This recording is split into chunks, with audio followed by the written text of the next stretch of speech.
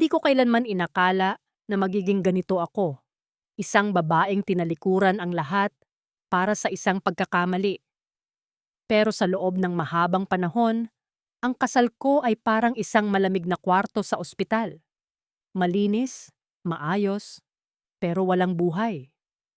Noong dumating siya, hindi ko hinanap ang pagkakasala.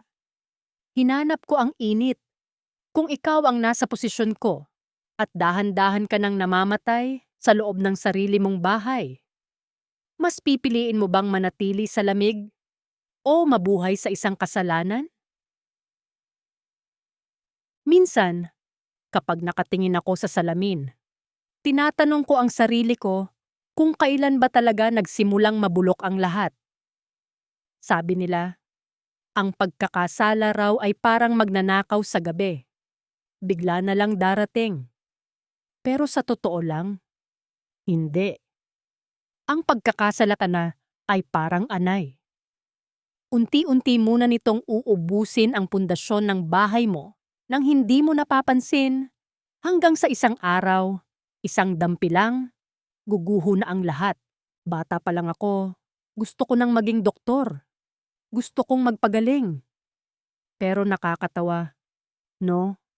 Ang dami kong nailigtas na buhay sa loob ng operating room.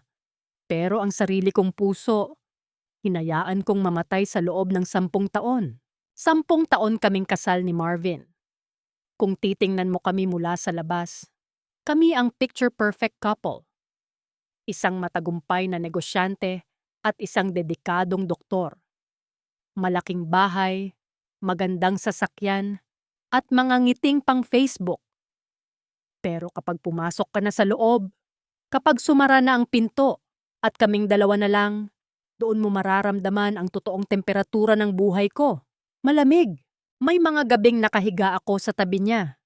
Pero parang may ilang kilometro ang distansya namin sa isa't isa. Maririnig ko lang ang pagtipa niya sa laptop niya. O kaya naman ay ang mahimbing niyang hilahil pagkatapos ng mahabang araw sa opisina. Minsan, sinusubukan kong ipatong ang kamay ko sa balikat niya. Nagbabaka sakali nalilingon siya at tatanungin ako kung kumusta ang araw ko. Pero ang madalas kong makuha, isang tipid na, "Matulog na tayo, Rosalie." Pagod ako. Ganoon lang yon palagi. Pagod siya, busy siya. At ako? Ako yung asawang laging nakaintindi.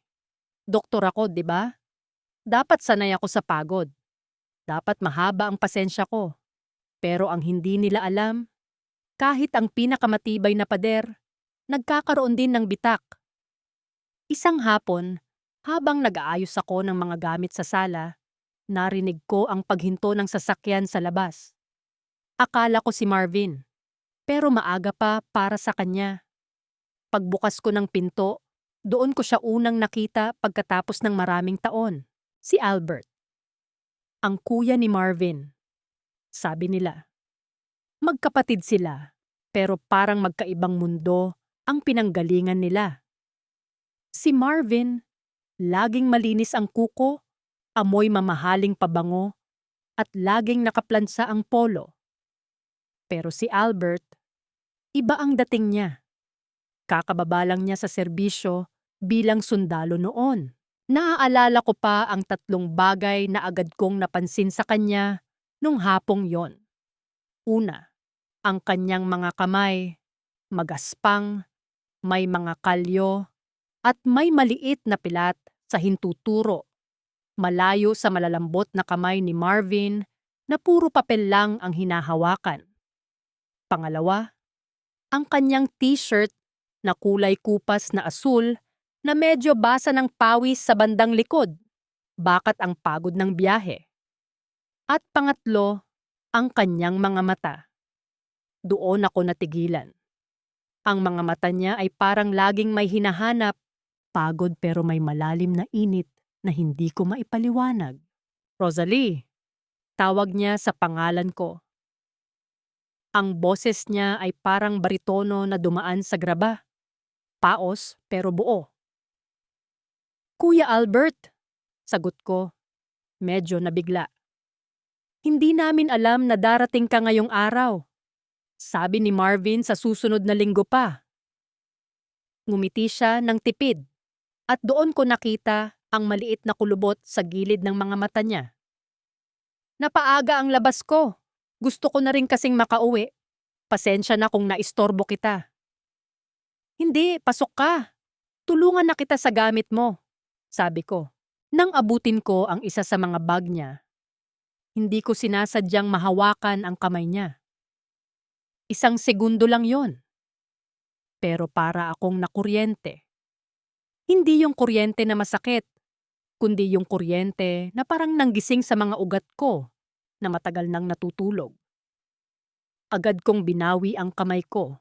Medyo nahiya, pero napansin kong hindi siya agad umiwas ng tingin. Salamat, Rosalie, sabi niya uli. Sa pagkakataong ito, mas mabagal ang pagkakabigkas niya sa pangalan ko. Noong gabing yon, habang naghahanda ako ng hapunan, nararamdaman ko ang presensya niya sa loob ng bahay. Si Marvin, gaya ng dati, ay nasa telepono pa rin habang kumakain kami. Nag-uusap sila tungkol sa stocks, tungkol sa mga bagong kontrata. Pero si Albert, tahimik lang siyang kumakain. Paminsan-minsan, nararamdaman ko ang tingin niya sa akin habang nagsasalin ako ng tubig.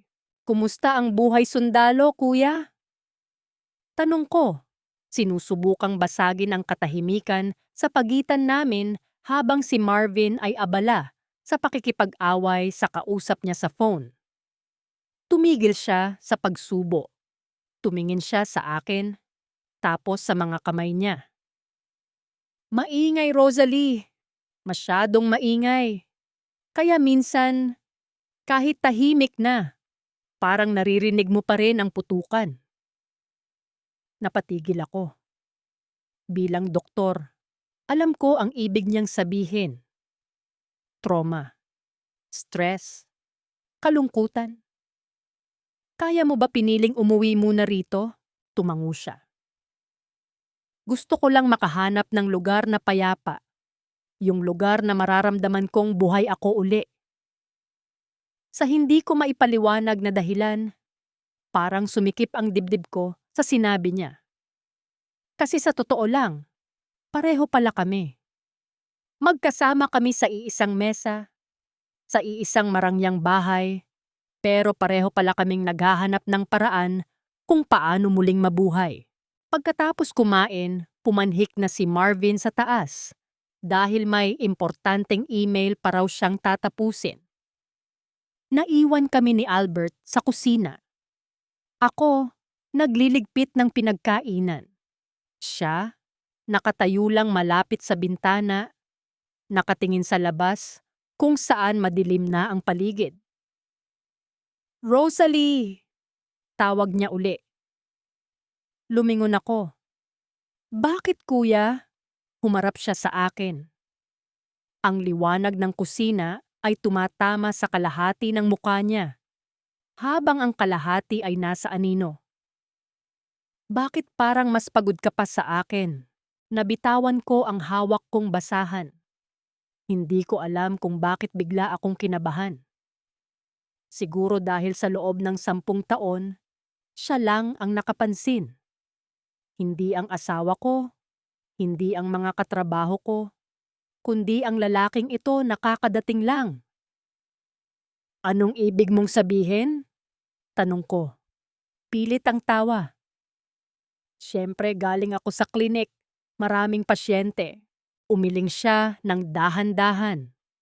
Humakbang siya palapit. Hindi masyadong malapit para matakot ako, pero sapat na para maamoy ko ang amoy ng sabon at tabako sa kanya. Hindi yung pagod ng katawan ang tinutukoy ko, sabi niya sa mababang boses. Ang tinutukoy ko ay yung pagod sa mga matang yan. Hindi ako nakasagot. Gusto kong umiwas ng tingin, pero parang may humihila sa akin na manatiling nakatitig sa kanya. Sa sandaling yon, narinig ko ang yabag ni Marvin mula sa taas, pababa ng hagdan. Agad kaming lumayo sa isa't isa. Pero bago pa man makapasok si Marvin sa kusina, bumulong si Albert. Isang bulong na hanggang ngayon ay parang naririnig ko pa rin kapag tahimik ang gabi. Nandito na ako, Rosalie. Hindi mo na kailangang magpanggap na okay ka lang. At doon ko naramdaman ang unang malakas na pagkabitak ng mundo ko. Isang bitak na alam kong hindi na kailanman muling mabubuo. Ano ang gagawin mo kung ang taong dapat na maging pamilya mo ang siyang magiging mitya ng iyong pagkawasak? O baka naman, kailangan muna nating mawasak para mahanap ang totoong tayo? Hindi ko pa alam ang sagot noon. Ang alam ko lang, sa gabing iyon, hindi ako agad nakatulog. Nakatingin lang ako sa kisame, habang sa kabilang kwarto, alam kong gising din siya. At nakikinig sa parehong katahimikan na unti-unti nang nagbabago ang kahulugan. Sumunod ang mga araw na parang isang pelikulang naka-slow motion. Ang klinik ko ang naging takas ko sa loob ng maraming taon. Doon, ako ang masusunod. Doon, alam ko ang ginagawa ko. Pero noong linggong yon, kahit sa gitna ng puting dingding at amoy ng antiseptic, parang hindi ako mapakali. Alam mo yung pakiramdam na parang may nagmamasid sa iyo kahit mag-isa ka lang? Si Marvin, gaya ng inaasahan, ay lumipad patungong Singapore para sa isang business conference. Sanay na ako. Sa katunayan, minsan mas gusto ko pang wala siya. Mas tahimik ang bahay, mas walang kailangang i-adjust na emosyon. Pero iba ang pagkakataong ito. Dahil sa bahay, naiwan si Albert. Isang hapon, habang tinatapos ko ang huling pasyente ko sa klinik, bumukas ang pinto. Akala ko si Isabel, ang assistant ko. Pero laking gulat ko nang makita ko si Albert na nakatayo doon. Bit-bit niya ang 2 paper bag ng kape at merienda.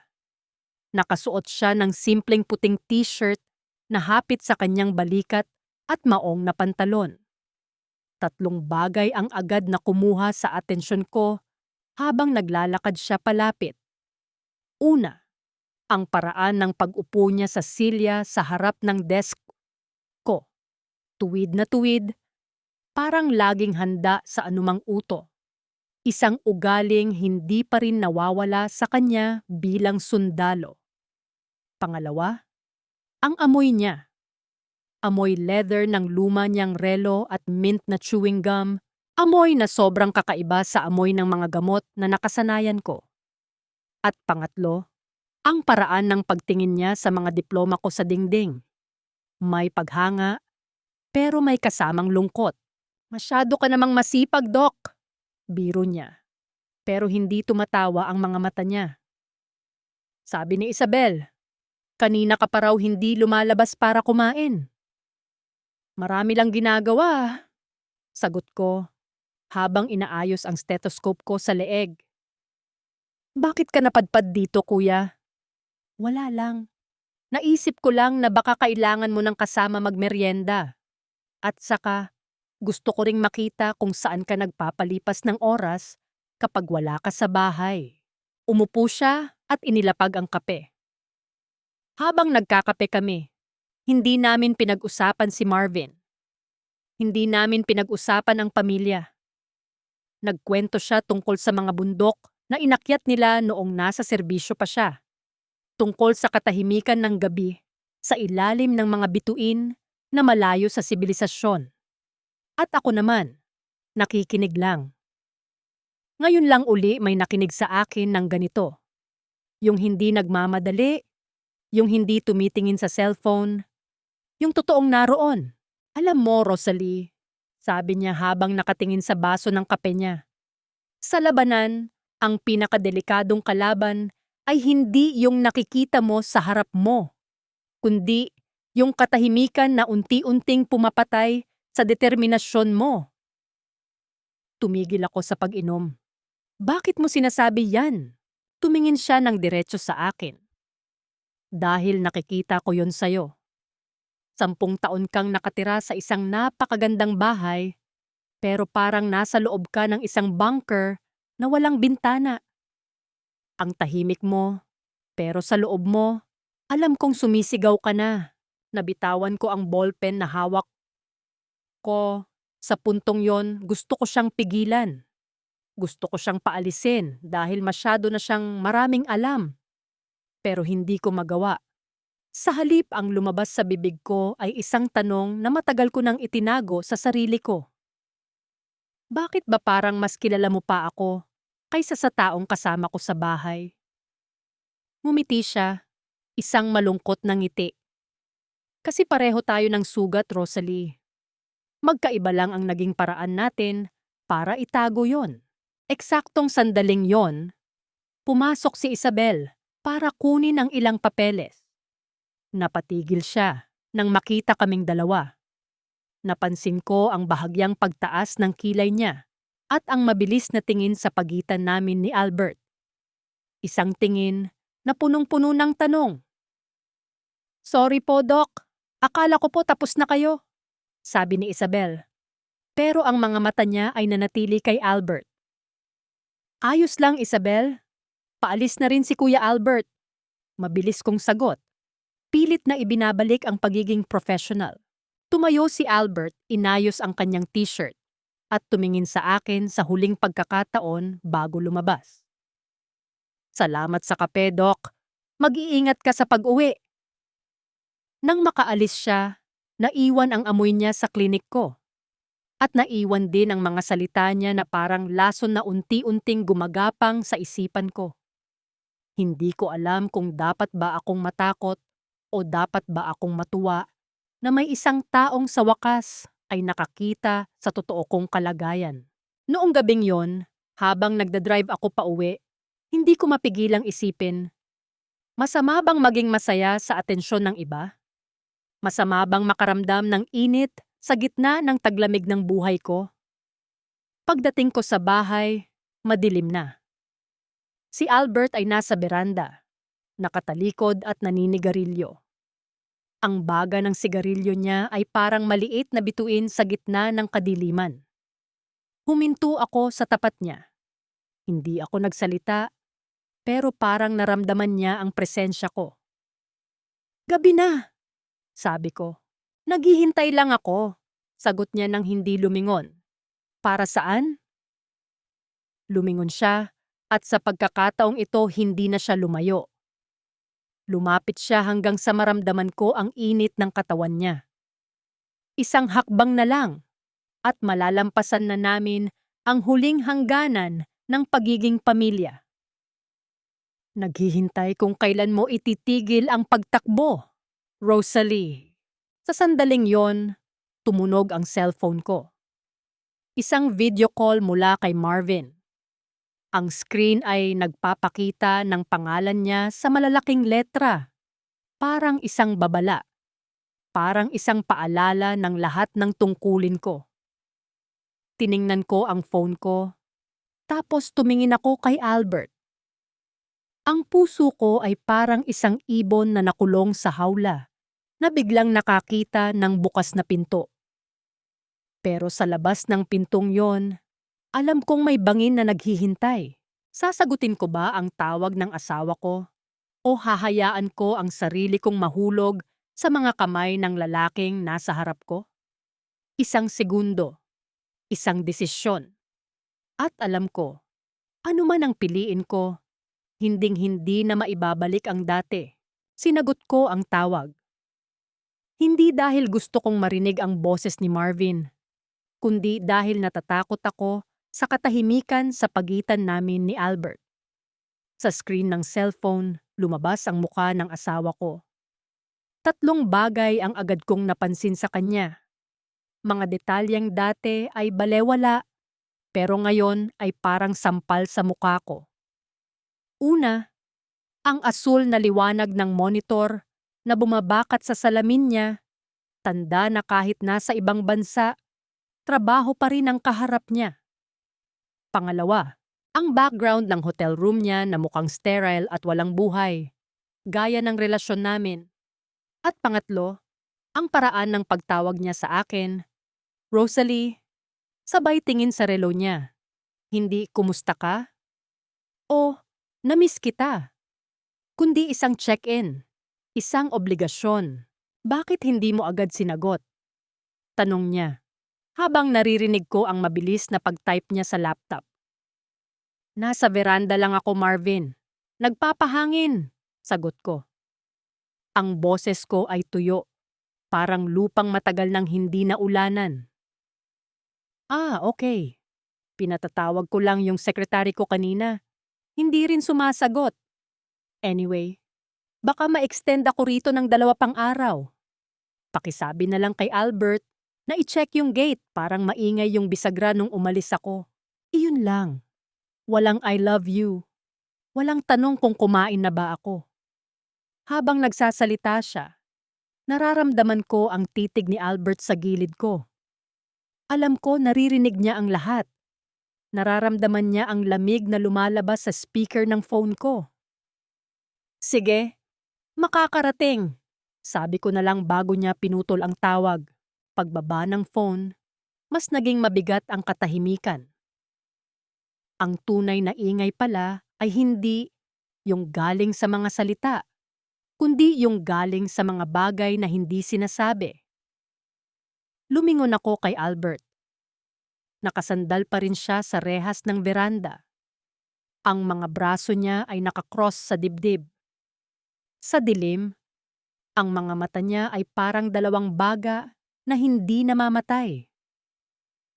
Ganyan ba talaga siya palagi? Tanong niya. Ang boses niya ay malambot. Parang haplos na hindi ko hiningi. Pero kailangan ko. Busy lang siya, Albert. Alam mo naman ang kapatid mo. Para sa kinabukasan din naman ang ginagawa niya. Pagtatanggol ko. Kahit na sa loob-loob ko ay naduduwal na ako sa sarili kong kasinungalingan. Para sa kinabukasan, inulit niya ang mga salita ko na parang isang mapait na biro. Humakbang siya palapit. Rosalie, ang kinabukasan ay para sa mga taong sigurado na may madadatnan pa silang buhay pag-uwi nila. Pero ikaw, parang unti-unti ka nang naglalaho sa harap ko. Sa pagkakataong ito, hindi lang siya lumapit. Ipinatong niya ang kamay niya sa balikat ko. Ramdam ko ang init ng palad niya sa manipis kong silk na pantulog. Magaspang ang balat niya, pero ang pagkakahawak niya ay punong-puno ng pag-iingat.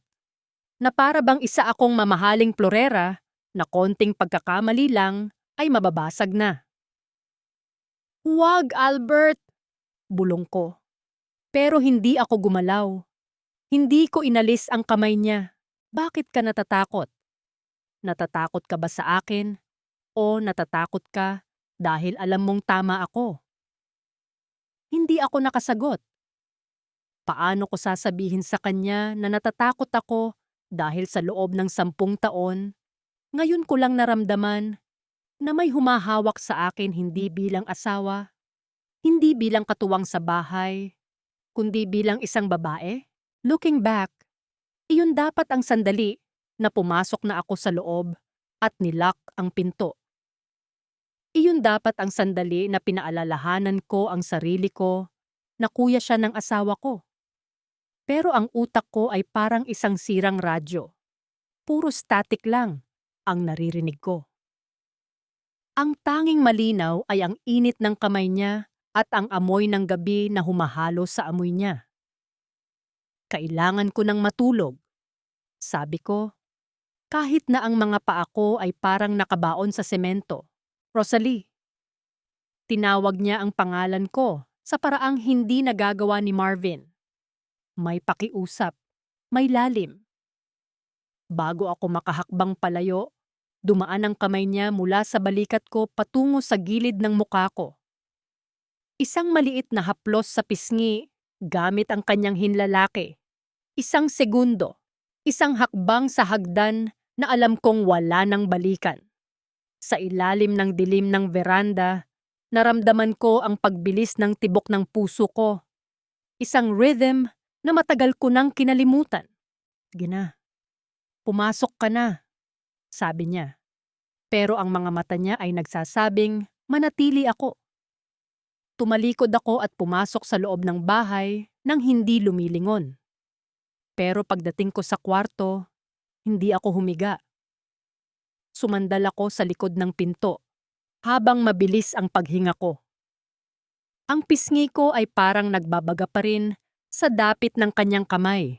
Kinabukasan, maaga akong pumasok sa klinik. Umaasang ang trabaho ang magliligtas sa akin mula sa sarili kong mga iniisip. Pero parang pinaglalaruan ako ng tadhana.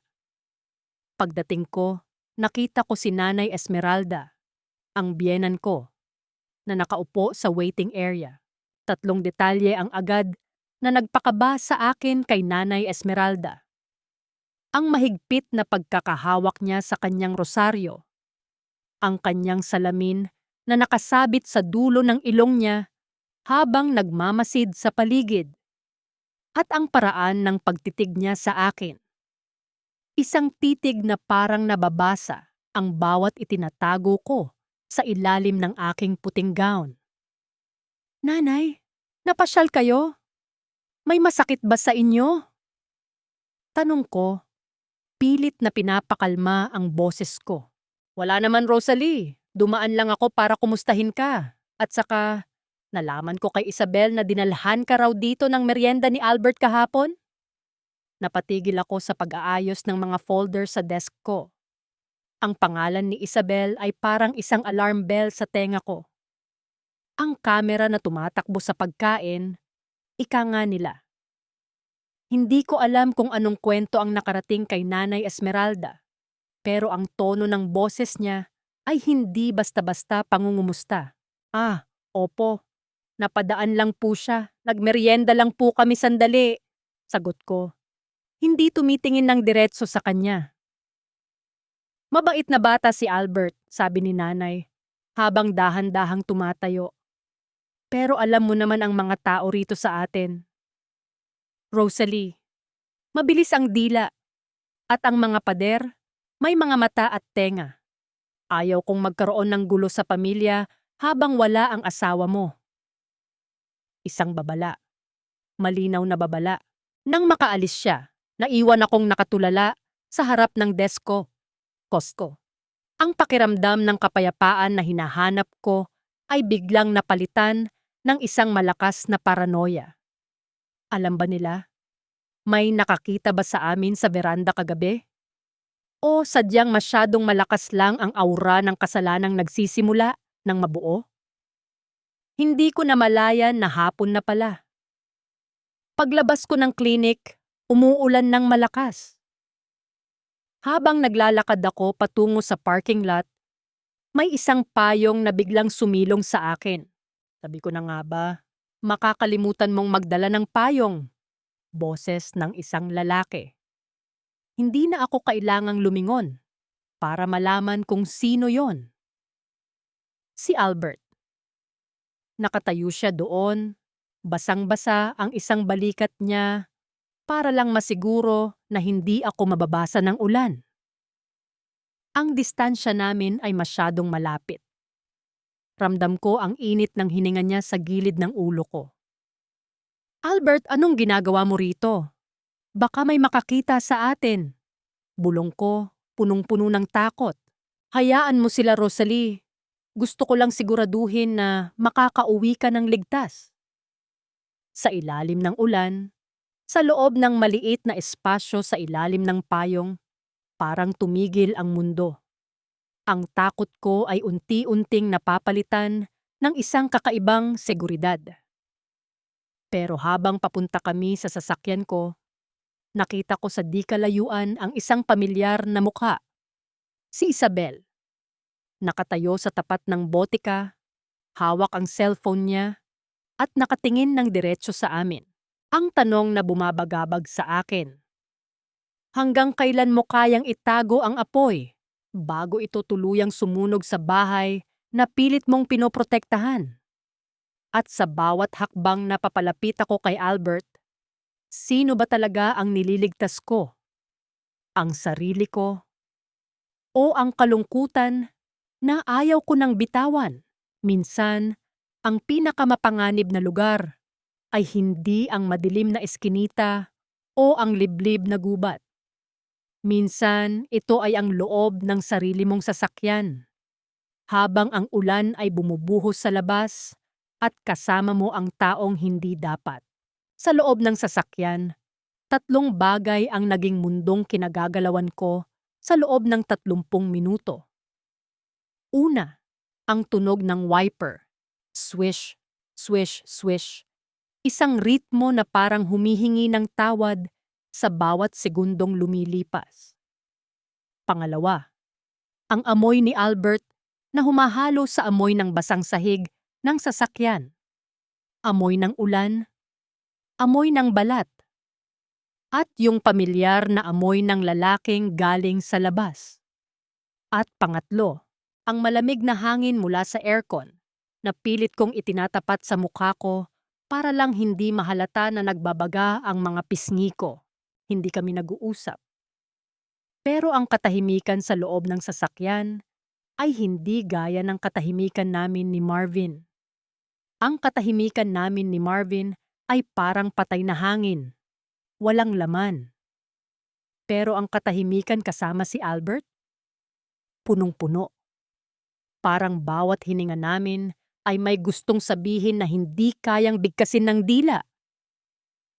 Nakita tayo ni Isabel, bulong ko, habang nakatingin sa labas ng bintana kung saan malabo ang lahat dahil sa ulan. Alam ko, sagot niya. Hindi siya lumingon. Nanatili ang mga kamay niya sa manibela. Napansin ko ang mga ugat sa kanyang braso na bahagyang lumalabas sa tuwing liliko kami. Huwag mong isipin yon, Rosalie. Naghatid lang ako ng payong. Walang masama doon. Pero alam mo kung paano mag-isip ang mga tao rito, Albert. Lalo na si Nanay Esmeralda. Kapag nalaman nila ang alin, pinutol niya ang sinasabi ko at itinigil ang sasakyan sa tapat ng bahay. Pinatay niya ang makina at biglang bumigat ang tunog ng ulan sa bubong. Na may isang taong nagmamalasakit sa'yo? Na may isang taong nakakakita na nalulunod ka na sa sarili mong bahay? Humarap siya sa akin. Ang dilim sa loob ng sasakyan ay tanging ang liwanag lang mula sa dashboard ang nagbibigay ng anyo sa mukha niya. Rosalie, tignan mo ako. Hindi ako gumalaw. Takot ako. Takot ako na kapag tumingin ako sa kanya, hindi ko na mababawi ang anumang makikita ko. Pero parang may sariling buhay ang leeg ko at dahan-dahan akong humarap sa kanya. Bakit mo ba ginagawa ito? Tanong ko. Ang boses ko ay halos pabulong na lang. Bakit kailangang ikaw pa? Kuya ka ni Marvin. Pamilya tayo. Iyon na nga sabi niya. At sa pagkakataong ito, naramdaman ko ang pait sa boses niya. Pamilya. Pero sa loob ng bahay na to, itinuring ka lang na dekorasyon.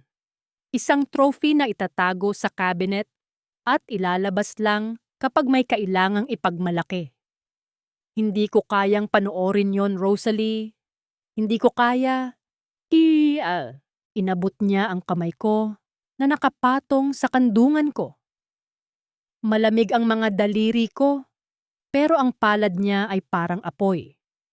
Hinawakan niya iyon ng mahigpit, hindi para saktan ako, kundi para iparamdam na narito siya. Isang hakbang na naman.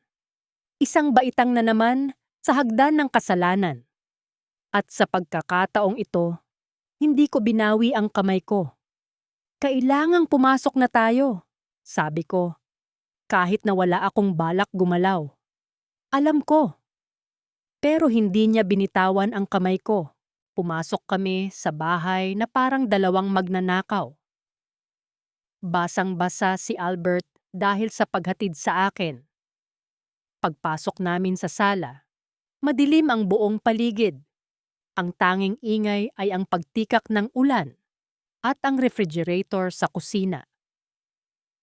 Kumuha ka ng tuyong damit sa itaas. Utos ko sa kanya. Sinusubukang ibalik ang papel ko bilang may bahay. Magtitimpla ako ng mainit na tsaa. Nagpunta ako sa kusina. Pero nanginginig ang mga kamay ko habang hawak ang takure. Ano ba itong ginagawa ko? Bakit hinayaan ko siyang hawakan ako? Bakit hindi ako lumalayo? Habang naghihintay na kumulo ang tubig, naramdaman ko ang mga yapak sa likuran ko. Akala ko si Albert, pero paglingon ko, muntik ko nang mabitawan ang tasa. Nakatayo sa may pintuan ng kusina si Isabel. Nakauniporme pa siya. Basa rin ang laylayan ng palda niya. Nakalimutan ko. May sakit ang nanay niya. Kaya maaga siyang umalis sa klinik. Pero nakatira siya sa maliit na kwarto sa likod ng bahay namin. "Doc, nakauwi na pala kayo," sabi ni Isabel. Ang tono ng boses niya ay walang emosyon. Pero ang mga mata niya ay parang nag-i-scan ng buong paligid. Tiningnan niya ang 2 tasa sa counter. Tiningnan niya ang basang bakas ng sapatos sa sahig na papunta sa itaas. "Oh, Isabel, kararating lang namin. Inabot kami ng ulan." Paliwanag ko, mabilis na mabilis. "Nakita ko nga po kayo sa parking kanina. Kasama niyo po pala si Sir Albert," sabi niya. At may maliit na ngiti na sumilay sa labi niya. Isang ngiti na hindi umabot sa mga mata. "Akala ko po ay nasa Singapore si Sir Marvin." "Oh, nasa Singapore siya. Nagmagandang loob lang si Albert na sunduin ako dahil wala akong dalang payong," depensa ko. Pakiramdam ko, bawat salitang lumalabas sa bibig ko ay parang isang piraso ng puzzle na binubuo ni Isabel para huliin ako. "Ah, ganoon po ba? Ang bait naman po pala talaga ni Sir Albert. Sige po, Doc. Kukuha lang po ako ng tubig, tapos babalik na ako sa likod." Lumapit siya sa dispenser. Kumuha ng tubig. At bago lumabas, muli siyang tumingin sa akin. "Doc, nga pala, nakalimutan niyo po palang ilak ang pinto ng klinik nung umalis kayo kanina. Buti na lang po, nadaanan ko." Napatigil ako. Alam kong nilak ko ang pinto. Sigurado ako. Pero ang ibig sabihin ng sinabi niya ay isa lang.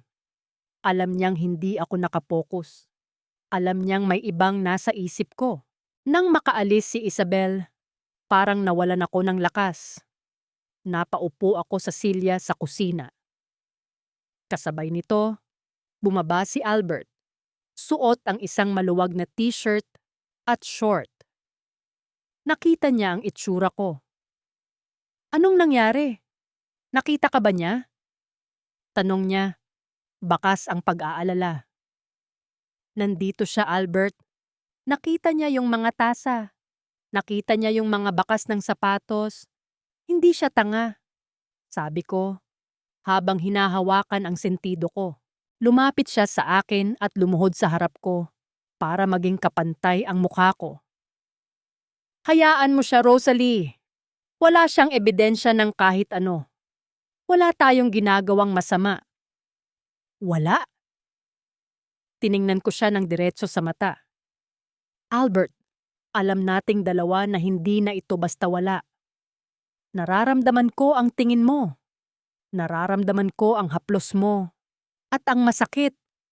Nararamdaman ko rin ang sarili ko na tumutugon sa'yo." Hinawakan niya ang magkabilang kamay ko. Sa pagkakataong ito, hindi ko na inisip ang kasalanan. Hindi ko na inisip si Marvin, si Nanay Esmeralda, o si Isabel. Ang tanging inisip ko ay ang gutom sa atensyon na 10 taon ko nang tinitiis. Kung kasalanan ang gustong maramdaman na buhay ka uli, Rosalie, then let's be sinners together. Bulong niya. Dahan-dahan, inilapit niya ang mukha niya sa akin. Ramdam ko na ang init ng hininga niya. Hahalikan niya ako. Alam ko. At sa sandaling yon, may isang bahagi ng pagkatao ko na gustong-gustong sumigaw ng huwag.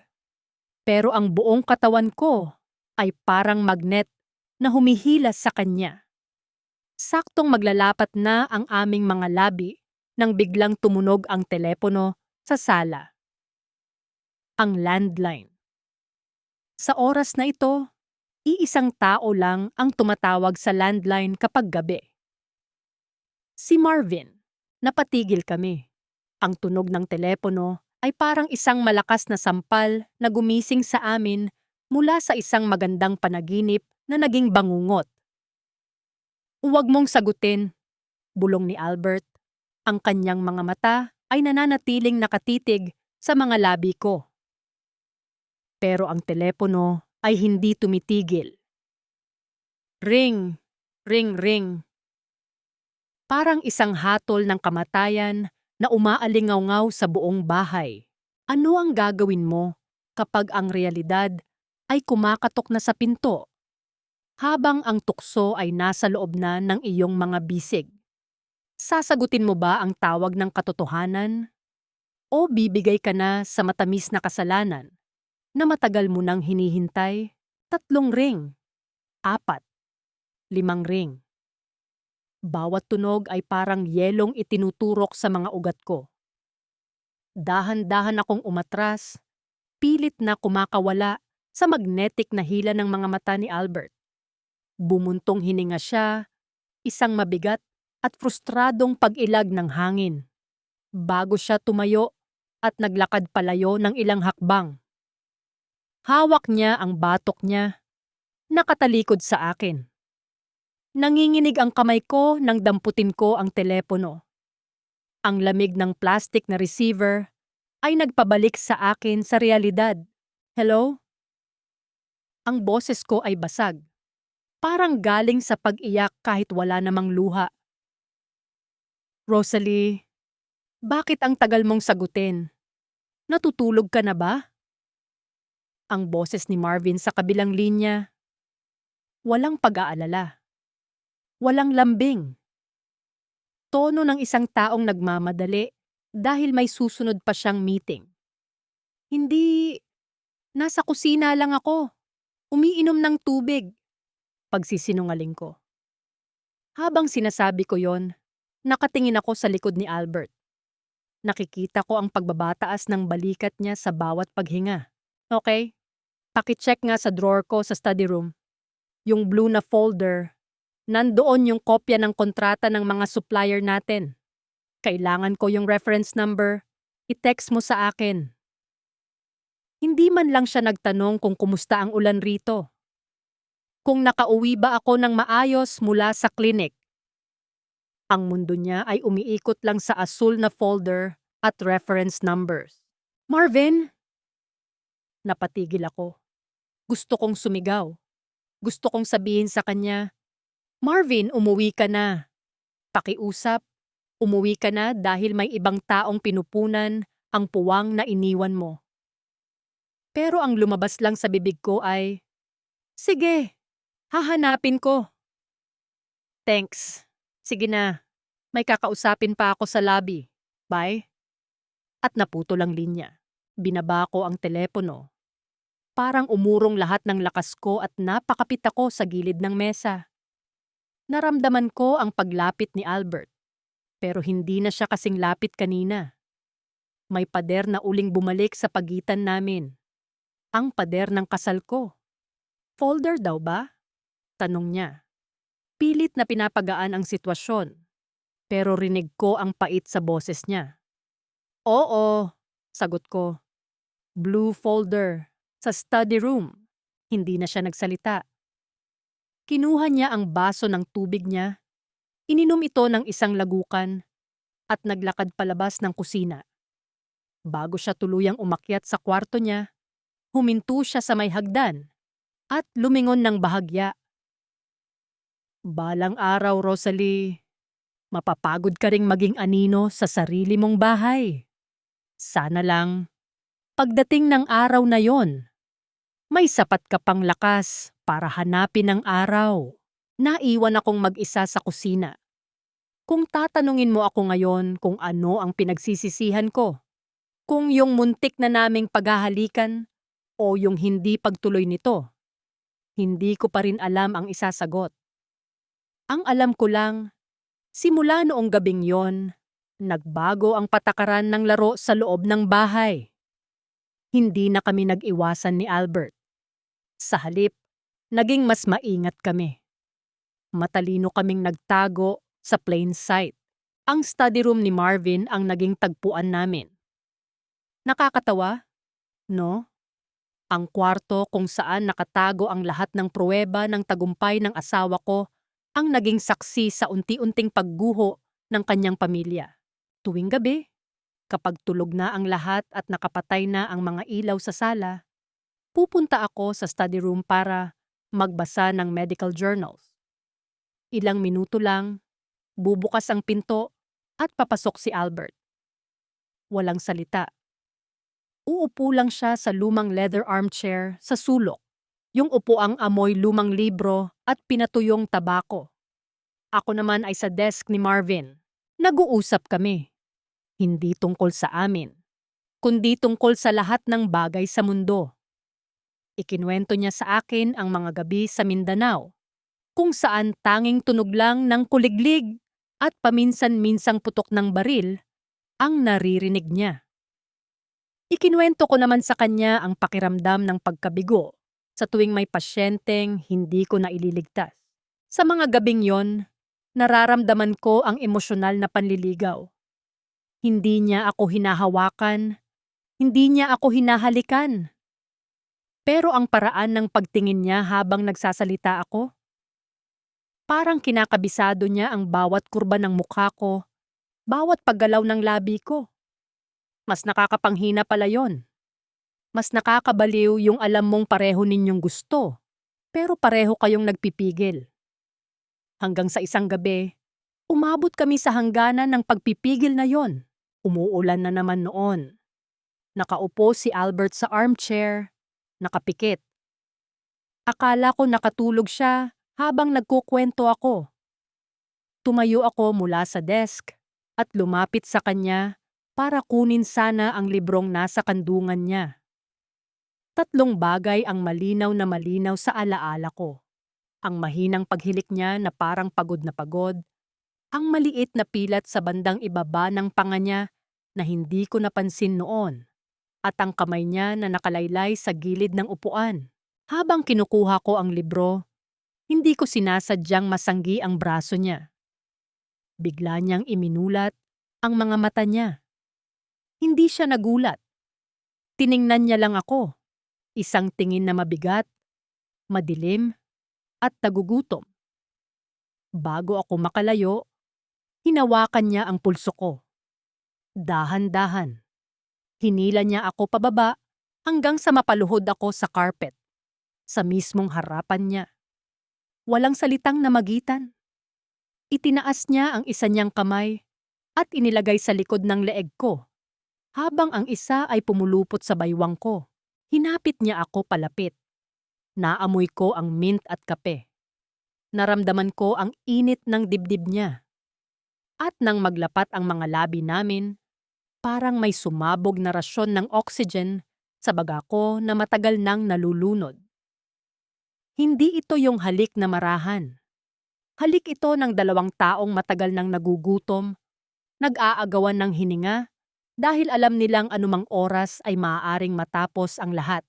Pinikit ko ang mga mata ko at hinayaan ang sarili kong lamunin ng apoy.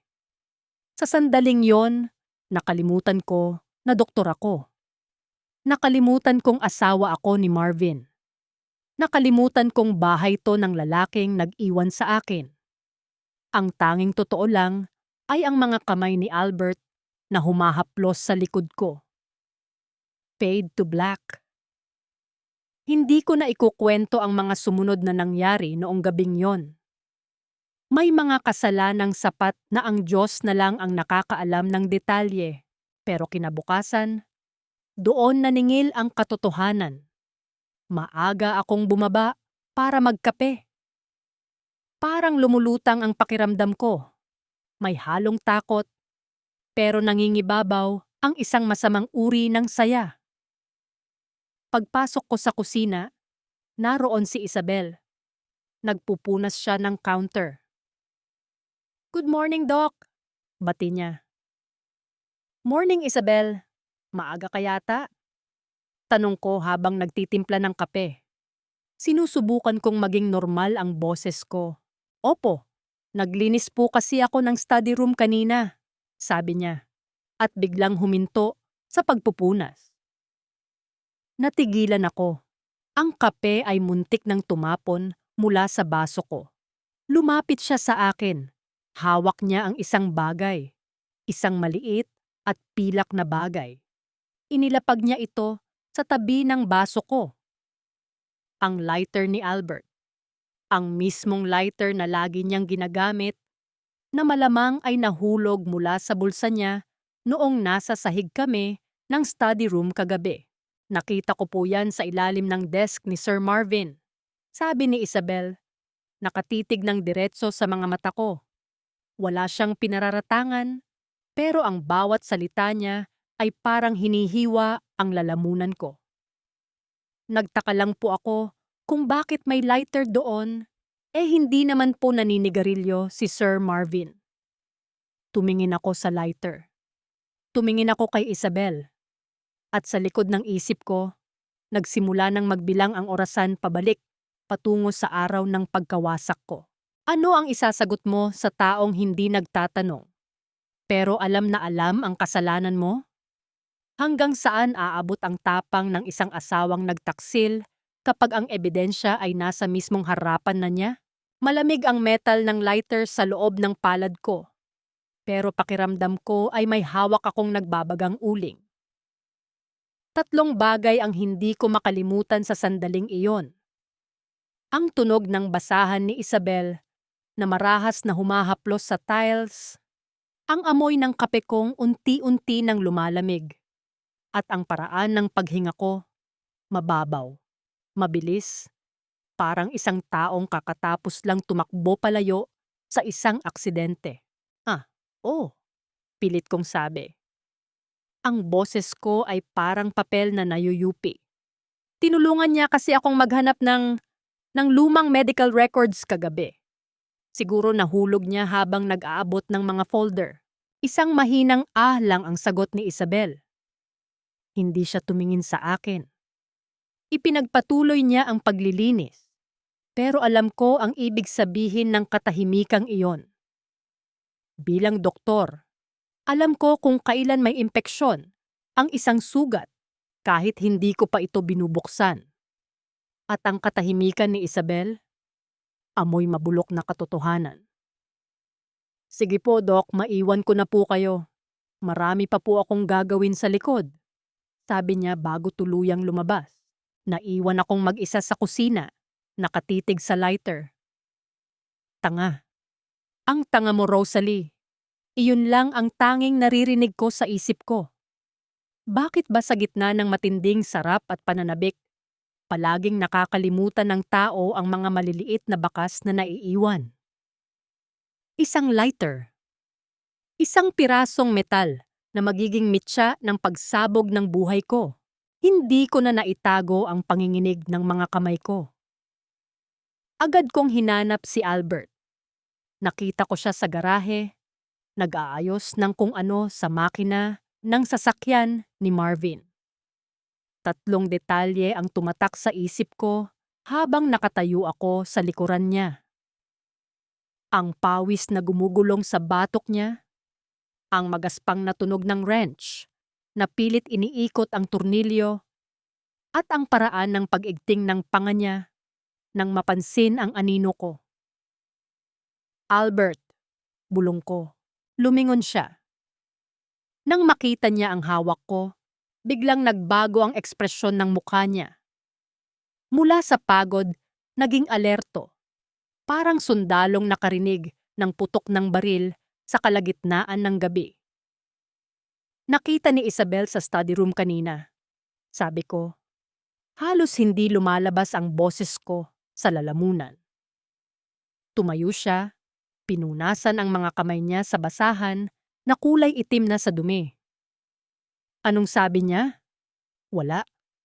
Pero alam niya, Albert, nararamdaman ko. Lumapit siya sa akin. Gusto niya akong hawakan. Alam ko. Pero tumingin muna siya sa paligid. Ang pag-iingat na yon ay mas masakit pa kaysa sa pambabaliwala ni Marvin. Ang kailangang magtago sa sarili mong pamamahay ay parang unti-unting paglilibing sa sarili mong buhay. Huminahon ka, Rosalie. Mag-isip tayo ng paraan, sabi niya sa mababang boses.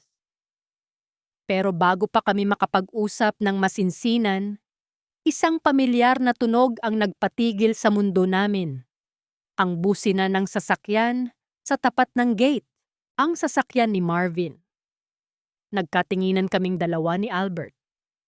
Ang takot na nararamdaman ko ay parang kuryenteng gumagapang sa bawat ugat ko.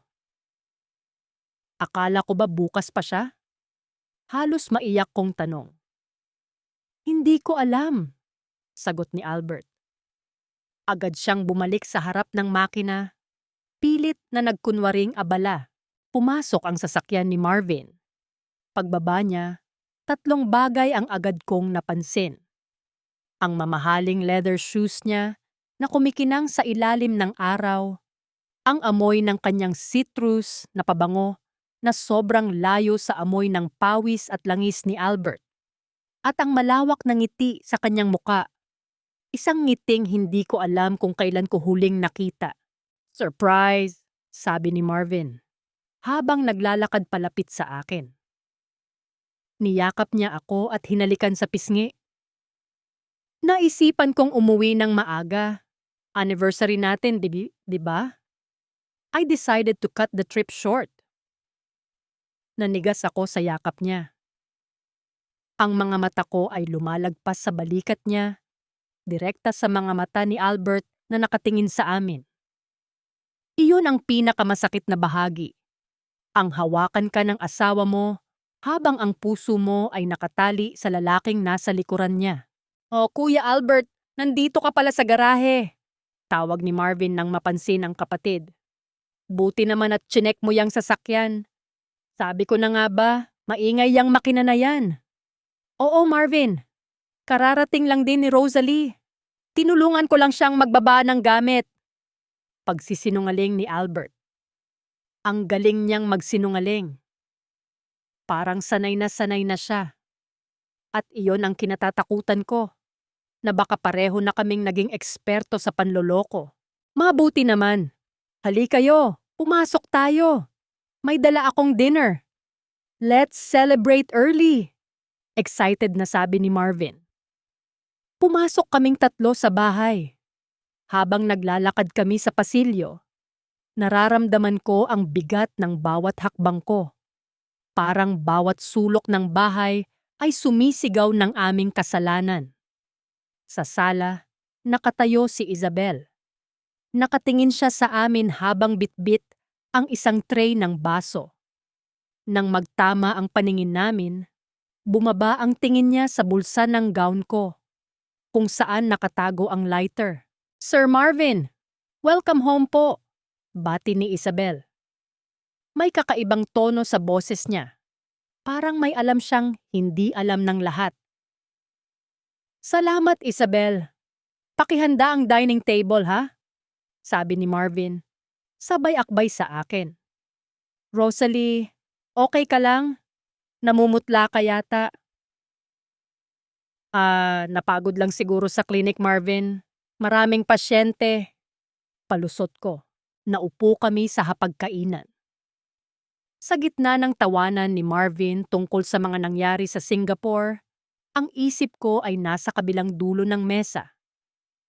Kay Albert. Nakaupo siya sa harap ko, tahimik na kumakain, pero ang mga paa namin sa ilalim ng mesa ay halos magkadikit na.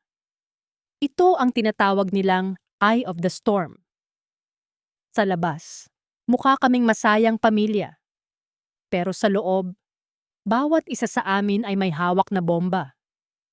Isang maling salita, isang maling tingin, at sasabog ang lahat. Nga pala, biglang sabi ni Marvin habang naghihiwa ng steak. Nasaan yung lighter ko na gold? Yung regalo mo sa akin nung wedding anniversary natin 5 years ago?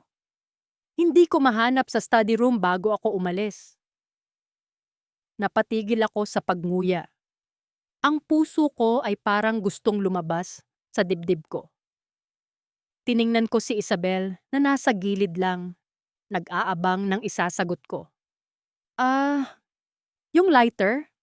Sabi ko, habang nanginginig ang boses. Baka naisama mo sa luggage mo, Marvin? Hindi. Chinek ko na. Sigurado ako. Iniwan ko yon sa desk ko. Tumingin si Marvin kay Albert. Kuya, nakita mo ba? Diyan ka raw madalas tumatambay habang wala ako, sabi ni nanay. Ngumiti si Albert. Isang ngiting dumaan lang sa labi, pero hindi umabot sa mga mata. Hindi, Marvin. Baka nahulog lang sa ilalim ng desk. Hahanapin ko na lang mamaya. Sige, pakicheck. Mahalaga sa akin yon. Bigay ni Rosalie yon eh. Pagkatapos ng hapunan, pumanhik na si Marvin sa itaas para maligo. Naiwan kaming dalawa ni Albert sa sala. Si Isabel ay nasa kusina, naghuhugas ng pinggan.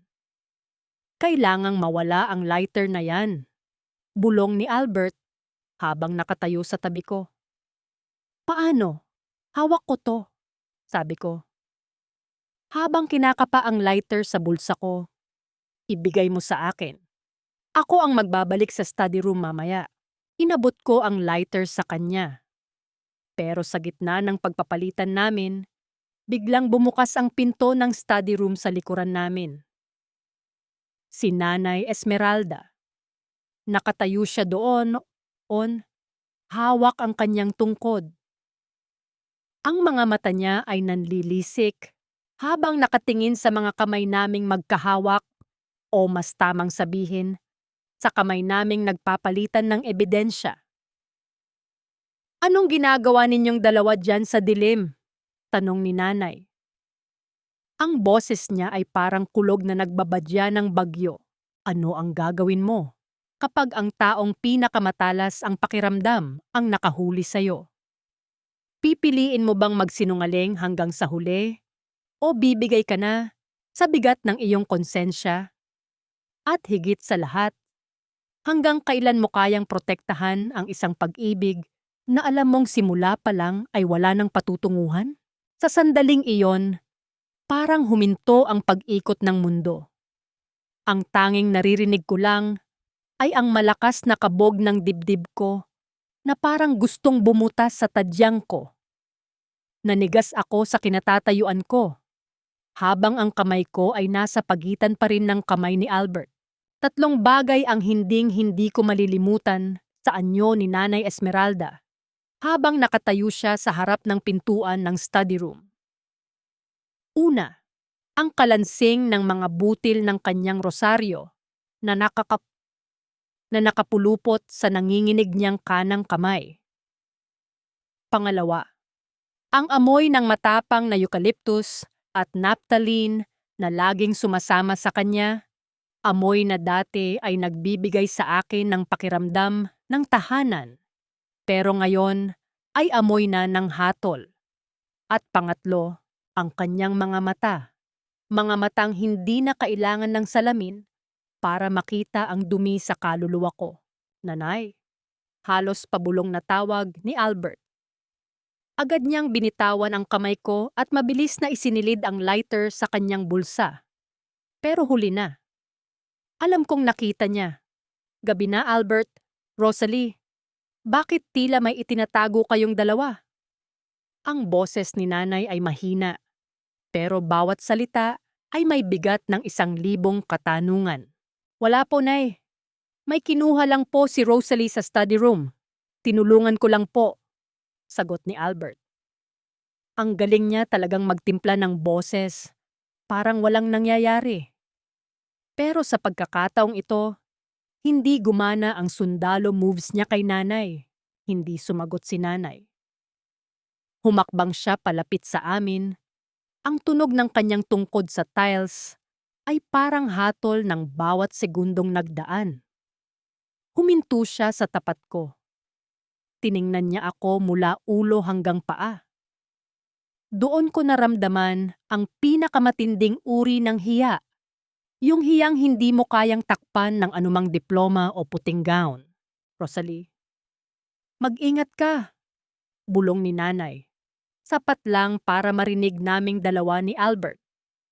Ang pamilyang ito ay itinayo sa dangal.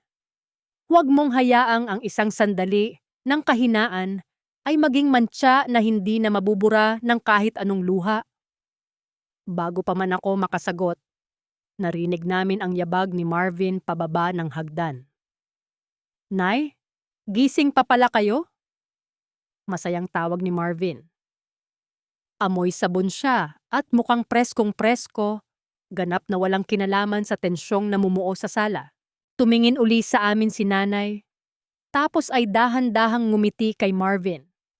Isang ngiting pilit, isang ngiting nakakatakot dahil alam kong pinoprotektahan niya lang ang anak niya, hindi ako.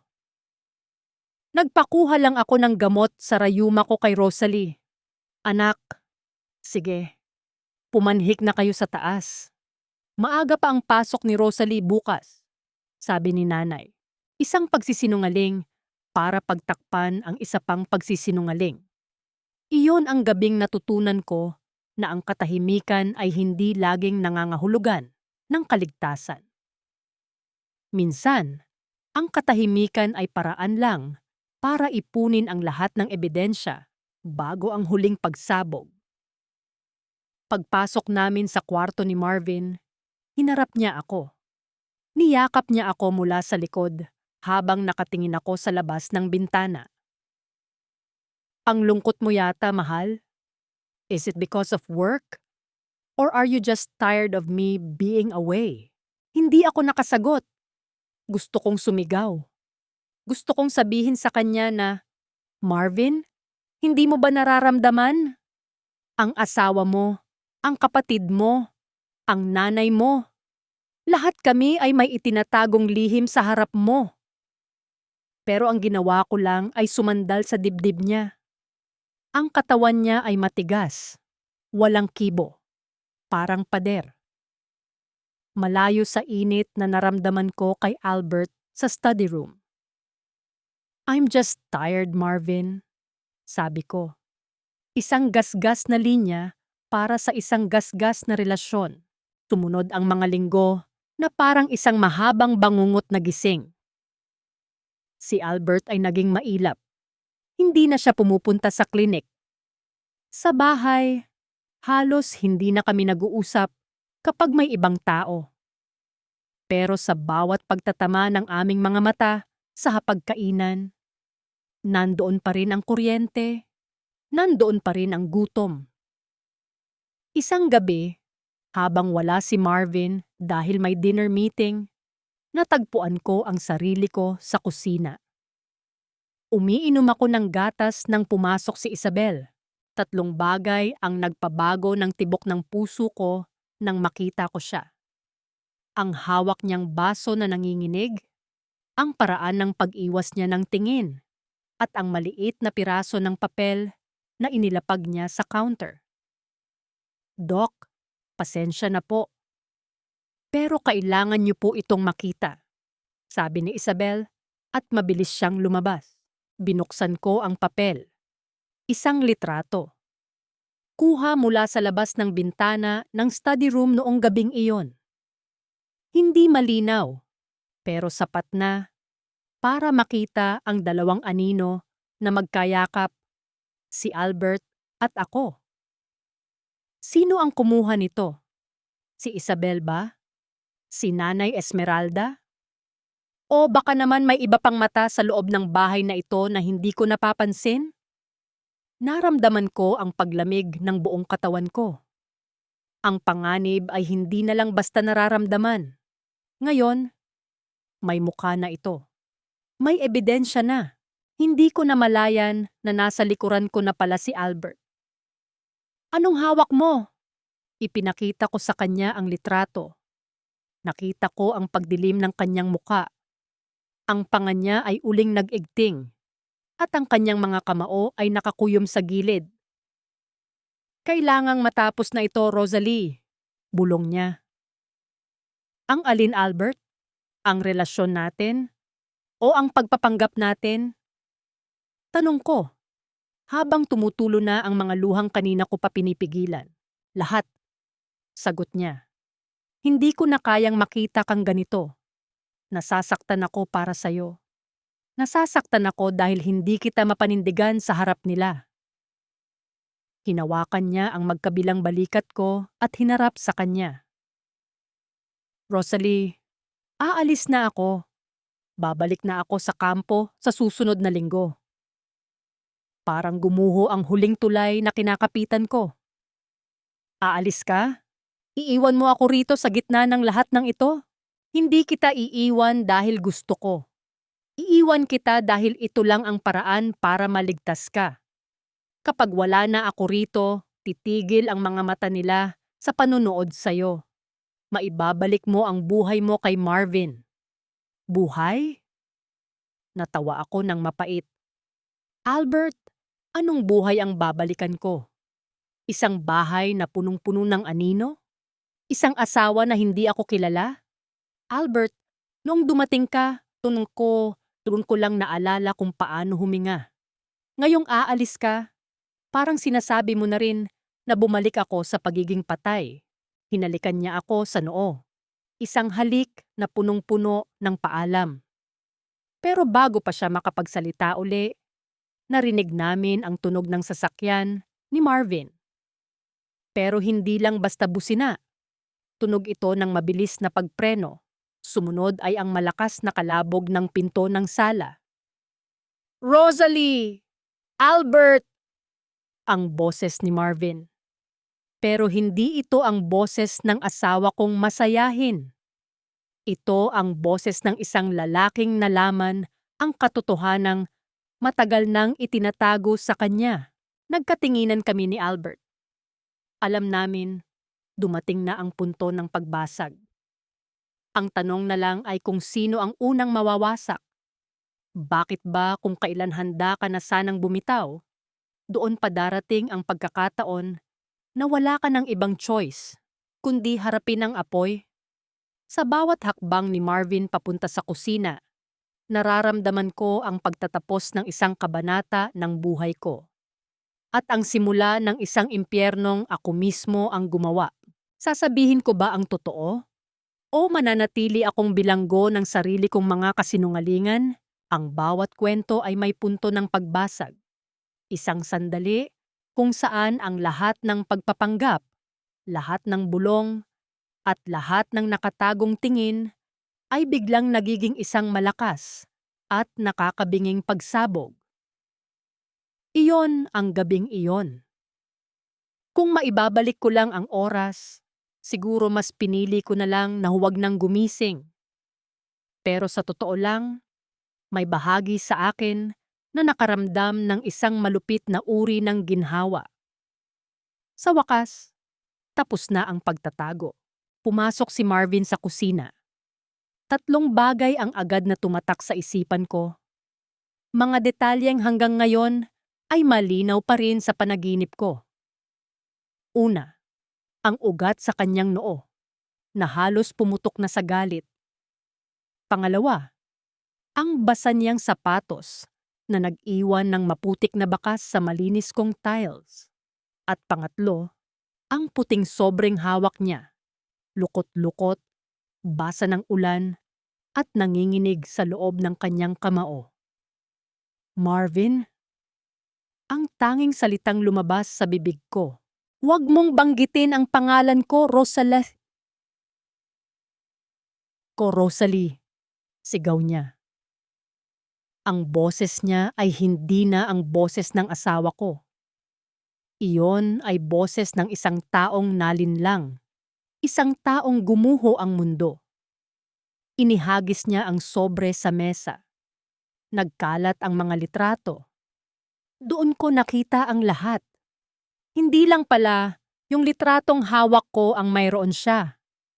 May mga kuha sa amin sa klinik, yung paghatid ni Albert ng payong, at ang pinakamasakit, isang malabong kuha namin sa beranda noong gabi na halos maghalikan kami. Kailan pa? Tanong ni Marvin. Mahina na ang boses niya, pero mas nakakatakot ang lamig nito kaysa sa sigaw niya kanina. Kailan pa nagsimula ang babuyang ito sa loob ng sarili kong bahay? Tumayo si Albert sa harap ko. Marvin, pakinggan mo ako. Kuya, tumahimik ka! Muling sigaw ni Marvin at sa pagkakataong ito ay sumugod siya. Isang malakas na sapak ang dumapo sa panga ni Albert. Napasandal si Albert sa counter. Tumama ang siko niya sa mga baso na nagresulta sa isang malakas na pagkabasag. Marvin, tama na. Pakiusap. Humagulgol na ako. Lumapit ako para pigilan siya, pero itinulak niya ako. Hindi malakas pero sapat na para maramdaman ko ang pandidiri sa kanyang mga kamay. Huwag mo akong hahawakan, Rosalie. Nagawa mo to sa kapatid ko pa, sa lahat ng lalaki, yung taong pinagkatiwalaan ko na magbabantay sa'yo habang wala ako. Tumingin si Marvin kay Albert. Ang mga mata niya ay punong-puno ng luhang hindi pa tumutulo. Kuya! Bakit? Ipinasok kita sa bahay ko. Ipinagkatiwala ko sa'yo ang lahat. Ganito ba ang bayad mo? Nanatiling tahimik si Albert. Pinunasan niya ang dugo sa gilid ng labi niya. Hindi siya lumaban. Alam niya gaya ng alam ko na wala kaming karapatang lumaban. Kami ang mali. Kami ang nagtaksil. Hindi niya kasalanan, Marvin. Bulong ko habang nakaluhod sa sahig, pinupulot ang mga litratong nagkalat. Ako. Ako ang lumapit. Ako ang naghahanap ng atensyon. Wala siyang kinalaman. Pasto ang bambaban pambumoma. Huwag kang magsinungaling para sa kanya. Putol ni Marvin. Nakita ko ang mga tingin niyo. Nakita ko kung paano kayo magbulungan kapag akala niyo hindi ako nakatingin. Akala ko pagod ka lang sa clinic, Rosalie. Akala ko kailangan mo lang ng space. Iyon pala. Ginagamit mo ang space na yon para makipaglandian sa kapatid ko. Sa gitna ng sigawan, isang figura ang lumitaw sa pintuan. Si Nanay Esmeralda. Kasunod niya si Isabel na nakayuko at hindi makatingin sa amin. Tama na yan, matigas na sabi ni Nanay. Lumapit siya kay Marvin at hinawakan ang braso nito. Marvin, anak, pumasok ka sa kwarto mo. Kami ang mag-uusap. Nay, alam niyo to? Tila bata na tanong ni Marvin. Alam niyo ba na niloloko ako ng asawa ko at ng sarili kong kapatid? Hindi sumagot si Nanay. Pero ang pananahimik niya ang nagkumpirma sa lahat.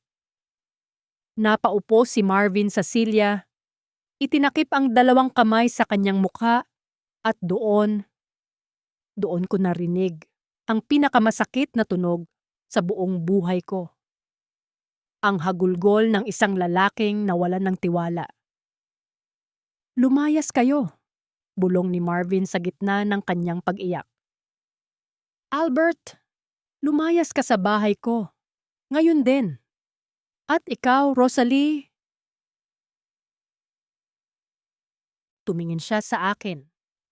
Ang mga mata niya na dati ay puno ng paghanga, ngayon ay puno na ng puot at matinding lungkot. Sana naging tapat ka na lang. Sana sinabi mo na lang na hindi mo na ako mahal. Hindi yung kailangan mo pa akong patayin nang paulit-ulit sa ganitong paraan. Tumayo si Albert at hinawakan ang kamay ko para itayo ako. Rosalie, halika na. Huwag mong ilalabas ang asawa ko sa bahay na to, Albert! Sigaw ni Marvin. Tumayo siya uli. handang sumugod. Hindi na siya ang asawa mo sa puso niya, Marvin. Matapang na sagot ni Albert. Matagal na siyang naghahanap sa'yo, pero hindi mo siya nakita. Ako ang nakakita sa kanya. Lumabas kami ng bahay sa gitna ng malakas na ulan. Wala kaming dalang gamit kundi ang suot naming damit at ang bigat ng aming kasalanan. Habang naglalakad kami patungo sa sasakyan ni Albert, lumingon ako sa bintana ng aming kwarto. Nakita ko ang anino ni Nanay Esmeralda na nakatayo, nakatingin sa amin. Sumakay kami sa sasakyan. Walang nagsasalita. Ang tanging tunog ay ang paghikbi ko at ang wiper na pilit nililinis ang salamin. Saan tayo pupunta? Tanong ko. Sa lugar kung saan walang nakakakilala sa atin, sagot ni Albert. Hinawakan niya ang kamay ko. Pero sa pagkakataong ito, ang init ng kamay niya ay hindi na nagbigay ng saya. Nagbigay ito ng takot. Makalipas ang ilang oras na biyahe, huminto kami sa isang maliit na motel sa labas ng probinsya. Pumasok kami sa kwarto. Ang amoy ng luma at selyadong kwarto ay parang sumasakal sa akin. Napaupo ako sa kama, hawak ang tiyan ko. Doon ko naramdaman ang isang kakaibang kirot. Hindi lang kirot ng emosyon, kundi isang pisikal na sakit na nagmula sa kaloob-looban ko. Albert! Tawag ko. Bakit, Rosalie? Anong nangyayari? Tanong niya, bakas ang matinding pag-aalala. Ang tiyan ko! Masakit! Bulong ko. Pumasok ako sa banyo at doon nakita ko ang kinatatakutan ko bilang isang doktor. Dugo. Napahilig ako sa pader. Alam ko ang ibig sabihin nito. Isang buhay ang nabubuo sa loob ko. Isang buhay na bunga ng aming pagtataksil. At ngayon, tila binabawi na rin ito ng tadhana. Rosalie! Buksan mo ang pinto! Sigaw ni Albert mula sa labas. Binuksan ko ang pinto. Nakita niya ang itsura ko. Nakita niya ang dugo sa sahig. Kailangang pumunta tayo sa ospital, sabi niya. Bubuhatin sana niya ako. Albert, tumingin ako sa kanya. Ang mga luha ko ay tuluyan ng bumuhos. Buntis ako at mukhang mawawala na ang anak natin. Napatigil siya. Ang mukha niya ay dumaan sa iba't ibang emosyon. Gulat, saya, at pagkatapos ay matinding takot. Sa isang gabi nawala sa amin ang lahat. Pamilya, dangal, at ngayon, pati ang maliit na pag-asang natitira sa amin. Ito na ba ang aral? Na ang bawat nakaw na sandali ay may katumbas na kabayaran na hindi mo kayang bayaran? Na ang pag-ibig na itinayo sa guho ng iba ay hinding-hindi kailanman magiging matatag? Habang nasa loob kami ng emergency room, napansin ko ang isang babaeng nakaupo sa bench. Isang matandang babae na may hawak na rosaryo. Naalala ko si Nanay Esmeralda. Naalala ko ang lahat ng pasyenteng ginamot ko na may ganitong kwento. Ngayon, ako na ang nasa posisyon nila. Lumabas ang doktor. Tumingin siya sa akin ng may awa. I'm sorry, Doc Rosalie. We did everything we could, but the stress was too much for the fetus. Nawala. Lahat nawala. Paglabas namin ng ospital, madaling araw na. Ang hangin ay malamig, amoy lupa at bagong ulan. Nakaupo kami ni Albert sa labas ng ospital. Ano nang gagawin natin? Tanong ko. Ang boses ko ay tuyo. Wala nang emosyon. Tumingin siya sa malayo. Hindi ko alam, Rosalie. Ang alam ko lang, hindi na tayo pwedeng bumalik. Wala na tayong babalikan. Naisip ko si Marvin. Naisip ko ang bahay naming malaki, pero walang laman. Naisip ko ang klinik ko, na baka ngayon ay pinag-uusapan na ng lahat. Sa isang pagkakamali, sinunog ko ang tulay na kinatatayuan ko. At ngayon, wala akong ibang mapuntahan, kundi ang kawalan. Albert, tawag ko uli. Mahal mo ba talaga ako? O mahal mo lang ang ideya na nailigtas mo ako mula sa kalungkutan ko? Hindi siya nakasagot agad. Ang katahimikan niya ang naging pinakamasakit na sagot sa lahat. Minsan, ang pag-ibig ay hindi sapat para pagtakpan ang sugat na tayo rin ang gumawa. Marahil ang totoong pag-ibig ay hindi yung nakaw, hindi yung tago, kundi yung may kakayahang tumingin sa salamin nang walang hiyang nadarama. Lumipas ang mga taon. Nakaalis na ako sa aming probinsya. Nagtatrabaho ako ngayon sa isang maliit na klinik sa malayo, kung saan walang nakakaalam ng nakaraan ko. Hindi kami nagkatuluyan ni Albert. Pagkatapos ng gabing yon sa ospital, unti-unti ring namatay ang apoy sa pagitan namin.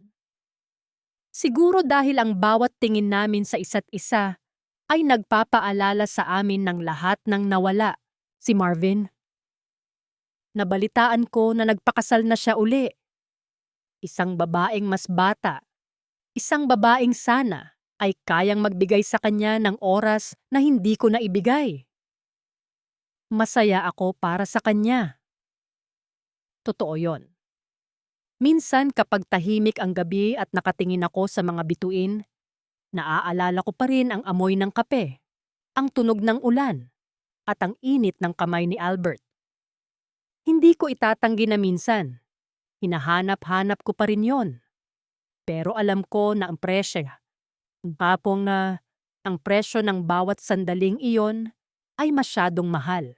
Kung tatanungin mo ako ngayon kung pag-ibig ba yon, sasabihin ko, oo, pero ang pag-ibig ay parang gamot. Sa tamang dosis, nakakapagpagaling. Pero sa maling paraan, ito ang papatay sa'yo. Hanggang ngayon, hindi ko pa rin alam kung tama o mali ang lahat. Ang alam ko lang, natuto akong huminga ng mag-isa. Natuto akong tanggapin ang bawat pilat sa puso ko. At sa dulo ng lahat, natanto ko na hindi si Albert o si Marvin ang kailangan kong mahanap. Ang kailangan ko palang mahanap ay ang sarili ko. Ang babaeng nawala sa gitna ng tungkulin, kalungkutan, at mga pangarap na hindi kanya. Kung ikaw ang nasa lugar ko, tatanungin pa rin kita, sigurado ka bang hindi mo gagawin ang pareho?